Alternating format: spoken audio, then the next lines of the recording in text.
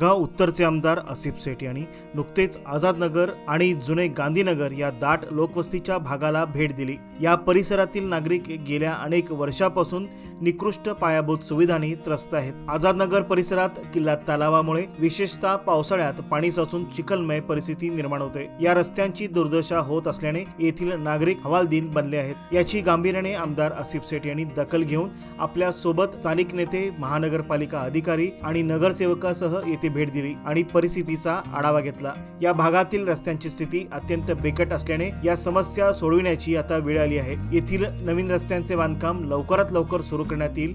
तसेच ड्रेनेज आणि इतर आवश्यक पायाभूत सुविधा सुधारण्यासाठी अतिरिक्त विकास प्रकल्प हाती घेतले जाणार आहेत, असे आमदार आसिफ शेठ यावेळी म्हणाले।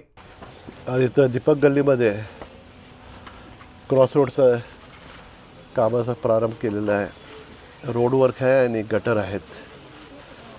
हे आमचे PWD स्पेशल फंडनी होत आहेत। मी धन्यवाद करतो सतीश जारकिहोळी साहेबांचं की यांनी फंड हे रिलीज करून दिलेलं आहे आम्हाला।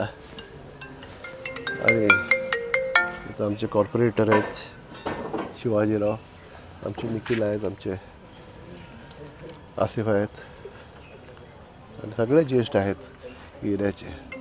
आणि जे जे कामं आहेत एक एक म्हणून पुढच्या वर्षाच्या अगोदर सगळे काम प्रारंभ करून संपायचे मी प्रार्थना करतो।